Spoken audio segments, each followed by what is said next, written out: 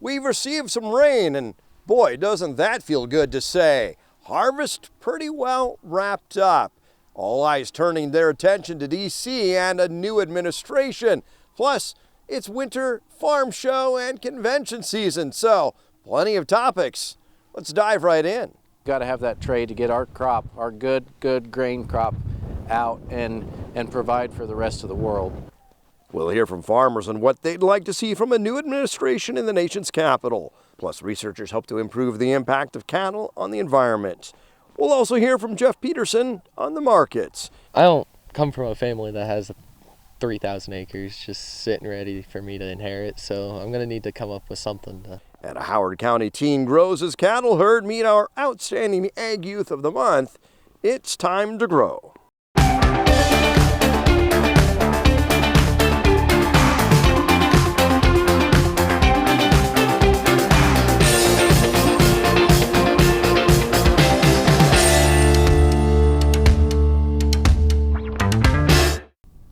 Welcome to Grow on NTV. I'm Steve White. The Trump team wasting no time naming their choices for Attorney General, Secretary of State, and other key positions. When it comes to agriculture, some folks with local ties said to be in the mix.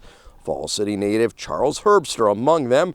Herbster ran for Nebraska governor in 2022.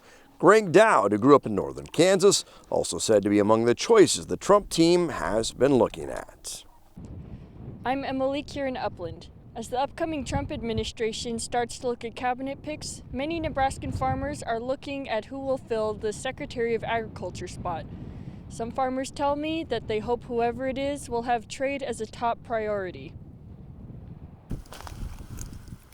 While a pick for the spot hasn't been confirmed yet, farmers hope for prosperity through trade policies.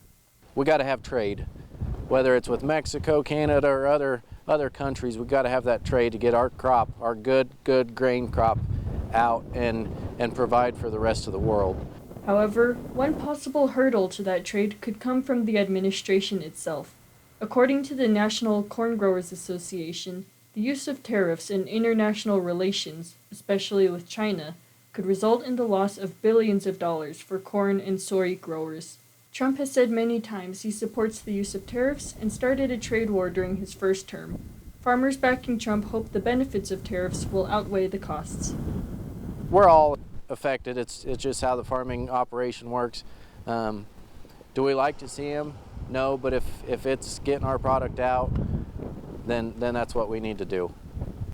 According to the USDA, agriculture and related industries contributed roughly $1.5 trillion to the U.S. economy in 2023. Farmers hope that the new secretary pick will bolster this number. As long as they have a general understanding of what the ag world is doing and that we're out here to produce for the people of the United States, and that we're doing it healthy and safely and trying to improve the environment, then that's what we care about. Emma Leek, NTV News, Upland. A farm state senator, a neighbor of Nebraska with connections to agriculture, elected Senate Majority Leader. Senator John Thune of South Dakota will lead the U.S. Senate. Thune's hometown is about an hour north of Valentine, so he's not far away from Nebraska.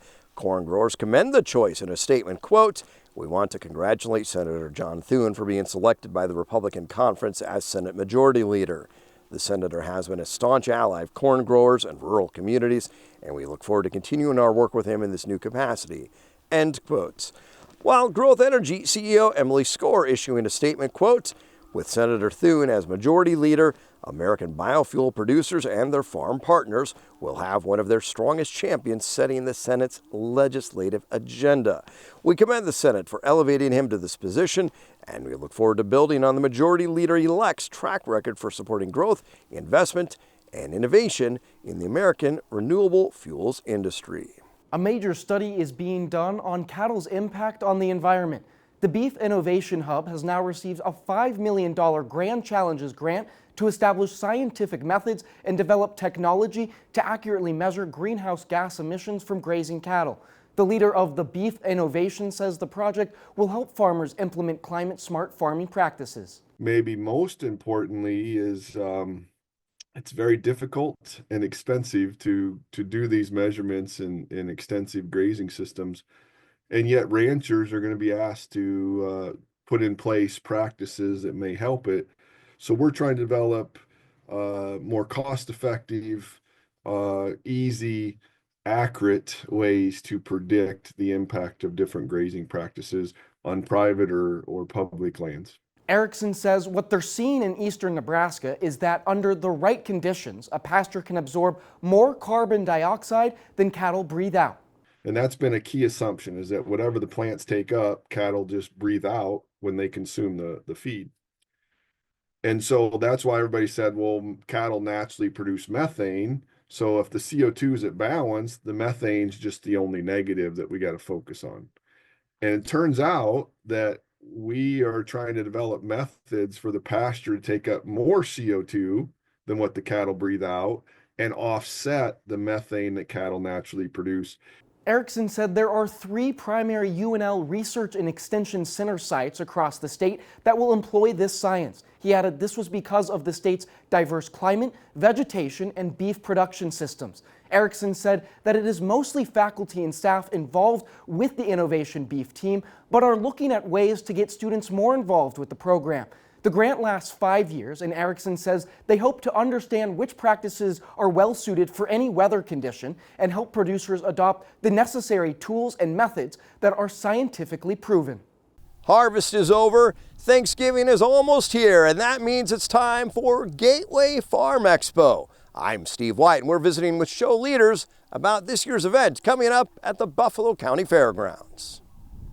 We got done last year. All the exhibitors do a survey for us, and so the day after that we started seeing changes that they wanted, that we could make the show bigger and better. And in terms of that, certainly you'll find vendors, you'll have speakers, you can see equipment and talk to local dealers, and there'll be no shortage of stuff to see and do there, right? This is, if you're into agriculture, this is a show. I've got a little 4-year-old grandson who loves the show because he loves tractors. So also, you always do a fantastic job of bringing in some interesting speakers who present some different perspectives. You got a pretty interesting one this year, the Millennial Farmer. I think a lot of people follow. His name is Zach Johnson. He's from Minnesota. We reached out to him, and those social influencers are kind of where it's at today. He's got a little over 1.1 million followers, and we're hearing that younger crowd expressing their, that they want to come and meet him. He's going to be at the show for both days, and he'll do a presentation on Thursday afternoon at 1 o'clock. You always put on a fantastic meal, so you get well fed while you're there. You can see probably hundreds of vendors who will probably be on site. Yeah, our numbers. We've traveled to the surrounding states to talk to vendors, and a lot of shows the numbers are down, but our show's up. We have over around 340. So if you've got some questions on the marketing side or the financial side of your business, or whatever it happens to be, you always have some great seminars that way too. Yes, we will. We have a lot of great seminars that are going to be there this year. In fact, we have a couple of different law firms that are going to come and talk about property transfer and how to keep the family farm in the family. Bottom line, it takes a team of people to help you in agriculture these days. You've got to have the right seed, the right technology, the right financial tools. You've got to have all of that. And this is a place I think you can go and talk to all those professionals who are just going to help you, especially with some challenging times, to make sure that you're maximizing the return on your investment so that you can farm another year. That's right. I would encourage anybody that's coming out, make sure you bring your checkbook too. We have a lot of vendors that are going to have some good quality stuff, and will be some Gateway discounts on it. So if you're in need of farm equipment or whatever it may be, we have vendors that sell, $800,000-$900,000 combines at our show. So they're there, and they're there to talk and help you out. Later, we head to Howard County to meet our Farm Youth of the Month raising his own cattle herd. Up next, we talk markets with KRVN.